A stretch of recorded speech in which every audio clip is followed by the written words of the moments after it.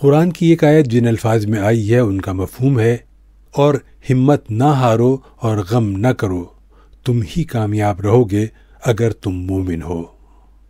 وہن کے معنی ذوف کے ہیں، خواہ یہ ذوف عمل کا ہو یا ارادے کا۔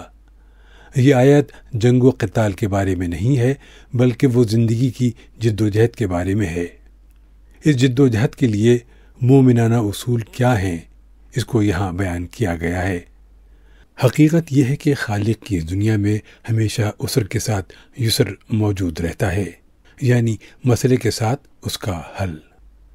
زندگی کی جد و جہد میں ہمیشہ ایسے لمحات پیش آتے ہیں جو مومن کو وقتی طور پر بے ہمت کرنے والے ہوں، لیکن مومن کا اعتماد اللہ رب العالمین کی نصرت پر ہوتا ہے۔ وہ ہر حال میں یہ امید رکھتا ہے کہ اگر وہ سچائی کے راستے پر ہے تو اللہ ضرور اس کی مدد کرے گا اور اس کو کامیابی کی منزل تک پہنچائے گا۔ بندے کی طرف سے جد و جہد کے مرحلے میں یہ شرط ہے کہ وہ ہمت نہ ہارے۔ اگر تم مومن ہو، مطلب یہ ہے کہ مومن کو اپنی طرف سے یہ ثابت کرنا پڑتا ہے کہ وہ اللہ پر بھروسہ کرنے والا ہے، وہ اللہ پر ہر حال میں یقین رکھے ہوئے ہے۔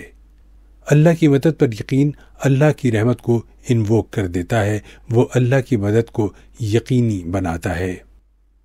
ایک مومن بندے کا طریقہ کیا ہونا چاہیے، اس سلسلے میں ایک رہنما حدیث کا مفہوم ہے، یعنی مومن کا معاملہ عجیب ہے، بے شک اس کے تمام معاملے میں خیر ہے اور یہ کسی اور کے لیے نہیں ہے سوائے مومن کے۔